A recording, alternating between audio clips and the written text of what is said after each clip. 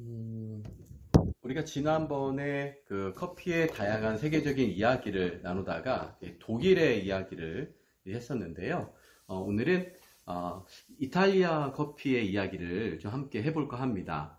자, 이탈리아 그러면은 뭐 커피의 원조격인 나라라고 우리가 너무나 잘 알고 있고, 뭐 에스프레소의 나라라고도 우리가 잘 알고 있습니다.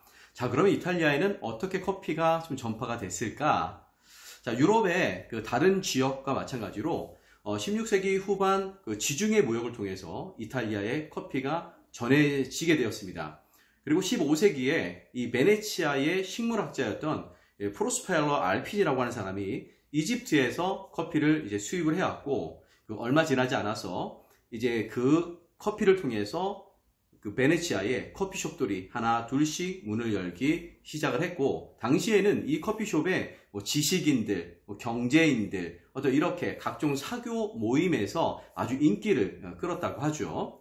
또 한편으로는 그 연인들 사이에서는요, 이 초콜릿과 커피를 담은 아주 예쁜 쟁반이 아주 로맨틱한 선물로도 유명했다고 합니다. 그리고 이후에 1763년경에 이 베네치아에서만 무려 커피숍이 200개 이상의 상업이 이루어졌다라고도 하고 있고, 정말 많은 커피숍들이 문을 열었었죠. 그리고 많은 사람들이 정말 이 신비로운 음료가 뭐 건강에 좋다라고 하는 어떤 그런 믿음도 있었다고 합니다. 자, 하지만 일부 그 카톨릭 교회의 구성원들은 처음에는 이 커피를 악마의 음료라고 여겨졌죠. 왜? 색깔이 검은색이기 때문에. 그래서 검은 물이다, 악마의 유혹이다. 우리나라도 그 CF를 보면 악마의 유혹, 프렌치, 이렇게 막 내려가는 어떤 이런 게 있는데, 바로 거기에서 유래가 되었죠. 하지만 그 이후에 당시 교황이었던 클레멘스 8세가 이 커피에다가 세례를 베풀고, 이 커피를 축복해 줌으로 인해서 커피가 많은 사람들에게 사랑받는 그런 음료로 더 확산이 되어진 것을 볼 수가 있습니다. 아마 이 클레멘스 8세를 통해서 커피는 더 빠르게 상업적인 성공을 거두지 않았을까 생각이 듭니다. 자, 이후에 이제 19세기로 가면은요, 이 토리노라고 하는 곳엔 알폰소 비알레티라고 하는 이제 사람이 있었는데, 이 비알레티, 한 번쯤은 커피 좋아하는 사람은 꼭 들어봤을 만한 사람인데, 이 비알레티가 이제 류시부즈라고 하는 이제 것을 관찰하다가, 이 류시부즈 뭐냐면은, 당시에 사용하던 그 세탁기의 원리인데, 이 증기의 원리를 이용해서 빨래를 이제 하는 거죠. 그래서 끓는 물이 증기의 압력과 그리고 삼투압 현상 때문에 이 중앙의 배관을 타고 오르락 내리락 하면서 빨래를 돌려 잡는 이제 그런 식인데, 이 리시부식을 관찰하다가 이제 이렇게 커피를 만들면 되겠다라고 만든 게 바로 비알레티의 모카 포트라고 하는 이제 그런 도구였습니다. 자, 그 이후에 1946년에 그의 아들이었던 레나토가 이 아버지의 비알레티 모카 포트를 공업적으로 대량 생산을 시작을 하면서, 아버지가 만들면서 한 7만 개 정도? 아버지는 10년 동안 한 7만 개 정도를 팔았다고 하는데, 이 대량 생산을 하면서부터 레나토는 무려 수백만 개의 그런 모카포트를 이탈리아 전역에 판매를 하게 되었다고 합니다. 그래서 오늘날도 그 이탈리아의 전통은 여성이 결혼을 할 땐 꼭 모카포트를 할머니로부터 또 어머니로부터 대물림해서 모카포트를 혼수품으로 가져간다라고 할 정도로, 이 모카포트는 이탈리아의 많은 사람들에게 아주 상징과도 같은 그런 커피 도구라고 볼 수가 있습니다. 자, 그러면 나폴리를 가볼까요, 한번? 그럼 이탈리아 나폴리 그러면은 아주 커피로 유명한 이 도시인데, 시칠리아와 그 나폴리 항구에 커피가 들어온 시기는요, 이 베네치아보다는 조금 늦은 그런 시기였습니다.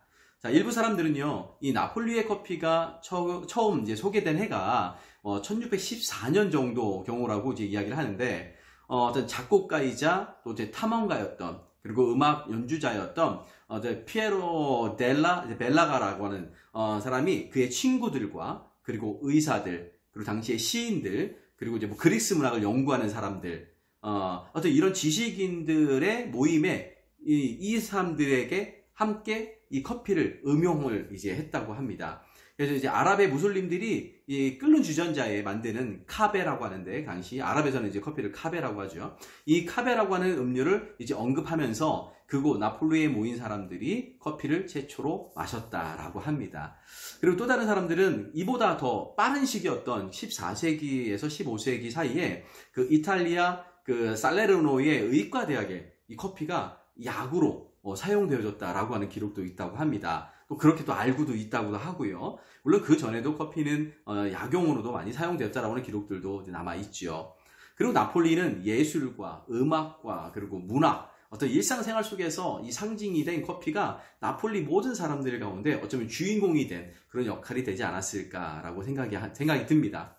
자, 이후에 이제 18세기로 가면요, 파리지앵 모리지의 발명품으로부터 파생된 이 나폴리식 드립포트가 또 등장을 하게 되고요. 이 나폴리어로 이제 쿠쿠멜라라고 부르는데, 이렇게 쿠쿠멜라라고 부르는 나폴리식 어떤 플리커피가 또 아주 유명세를 타게 되는 계기를 맞게 되죠. 각 나라마다 자기 고유의 커피 도구들이 많이 만들어지는데 이탈리아에서는 정말 커피를 사랑하다 보니까 다양한 커피 도구들이 만들어졌지 않나라고 생각이 됩니다. 그리고 나폴리에서는 아주 또 유명한 게 있죠. 바로 카페 소스페소라고 이제 하는 건데, 이 카페 소스페소는 영어로 얘기하면 뭐 서스펜디드 커피라고 이제 이야기하는데, 뭐냐면 이제 커피를 마실 돈이 없는 누군가를 위해서 카페를 찾은 손님이 미리 돈을 지불해 놓는 거죠. 그런 손님이 왔을 때 대신 내가 맡겨놓은 돈이 있으니 이것을 가지고 커피를 드십시오 라고 하는 그런 관행처럼 여겨졌던 게 바로 카페 소스페소라고 하는 바로 이야기입니다. 자, 훗날 이 나폴리 출신 작가이자 영화배우였고 또 유명한 감독이었던 루치아노 델 크레센초라고 하는 이 감독은요, 이 나폴리의 카페 소스페소를 개인이 인류에게 준 것이라고 하는 한마디의 정의를 하게 됩니다. 한 사람 한 사람이 많은 이들에게 선을 행하는 모습을 이 커피를 통해서 볼 수가 있습니다. 자, 오늘 이렇게 이탈리아 커피에 대해서 잠깐 이야기를 나눠봤는데요. 여러분 가정에서 비알레티가 혹시 있다면 그렇게 비알레티로 커피를, 얘는 이제 모카포트는 압력식 추출 도구인데 커피의 그 깊이가 물론 이제 커피 머신을 통해서 추출하는 에스프레소보다는 그렇게 깊진 않지만 핸드 드립보다는 아주 깊습니다. 그래서 커피의 깊은 향도 느낄 수가 있고 커피의 바디감도 충분히 느낄 수가 있습니다. 비알레티 한 잔 나누는 그런 시간 됐으면 좋겠습니다. 자, 오늘은 커피 이야기 이탈리아 우리가 함께 해보았습니다. 지금까지 청년 시인 바리스타였습니다.